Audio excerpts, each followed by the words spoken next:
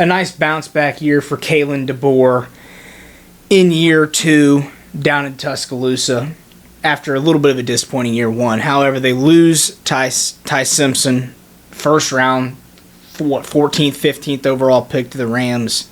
Very unexpected. They lose Jeremy Bernard to the NFL's second or third round receiver. And they lose Isaiah Horton to Texas A&M. They lose Caden Proctor at left tackle, goes 12th overall. But I really do think there's an opportunity for the offense to be better as a whole because they lacked so greatly in the run game.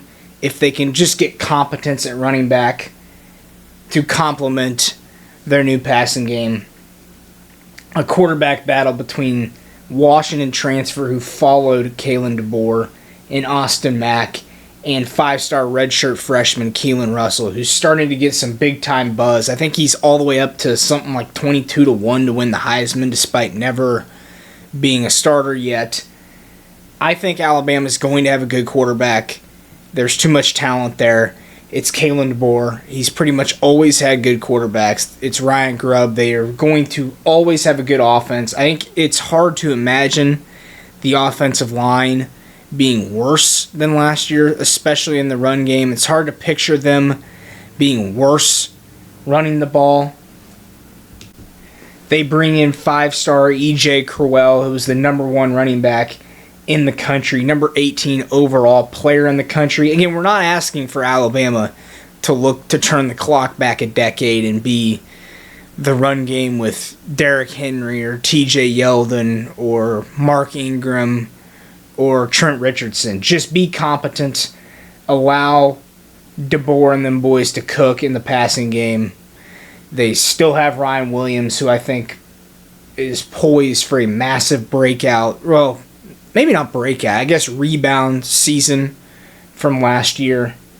Latsier Brooks in year 2, probably going to take a step. I think overall this Alabama offense is going to be better. And I think the defense is going to continue to be solid under Kane Womack.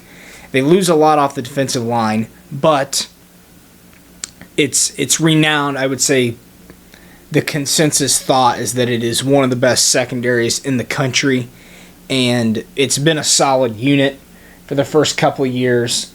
So you're asking if we can get to 9-3, and I think one thing that's important in this exercise is that we recalibrate the way our brains think, because, and this goes for win totals, this goes for college football fans just in general, in this parity era that looks more like the NFL. Remember the stat that, and I'm not sure it finished this way, but through a significant portion of the season last year, the SEC had a smaller average margin of victory. Well, I guess you don't need to call it a margin for victory because there's a victor and a loser in every game. Just average margin in conference games than the NFL had. So it's a parity era. It looks more like the NFL. You can't stack talent like you used to be able to. Every team can go out and pay guys backups to become starters, and it's just a smaller gap.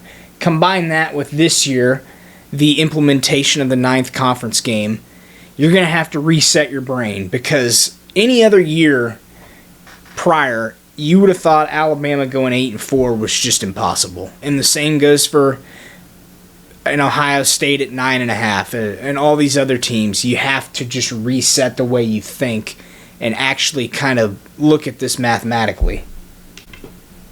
Alabama gets East Carolina, Chattanooga, and Florida State in the non-con. Obviously, they got humiliated at Doak Campbell Stadium in Week 1 last year as a double-digit favorite. This year, they play the corpse of Mike Norvell's Florida State program at home.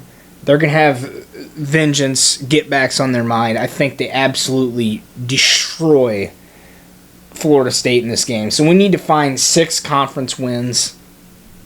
They're going to get it against Auburn at home, right?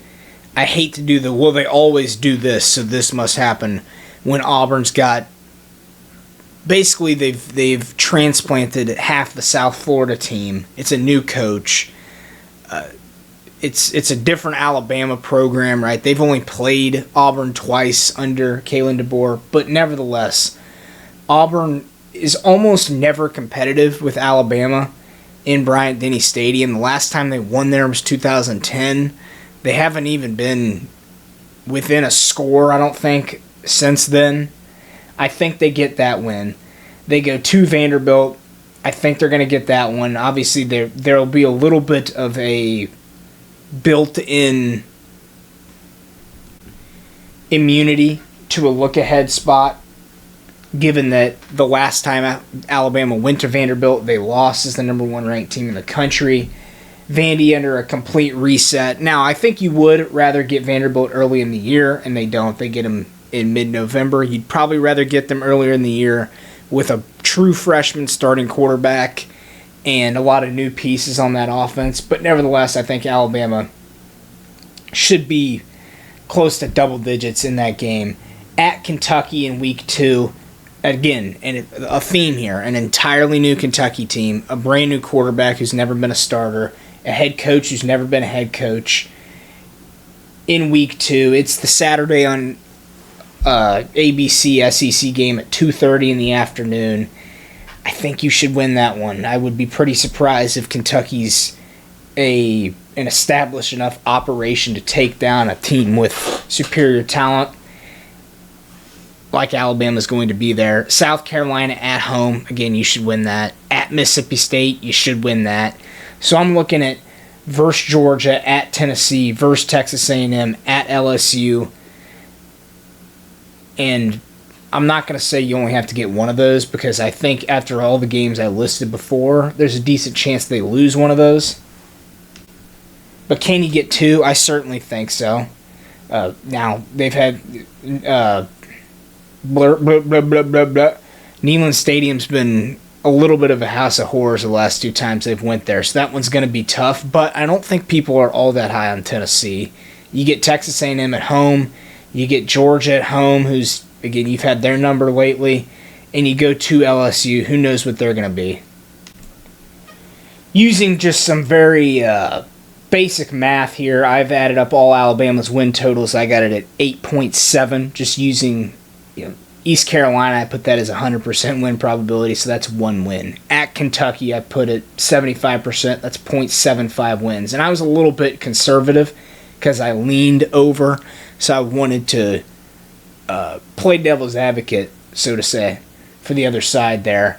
And I put it at less than 50% at Tennessee and at LSU and against Georgia, and I don't think that's actually the case. So I'm going to go over 8.5 wins for Alabama.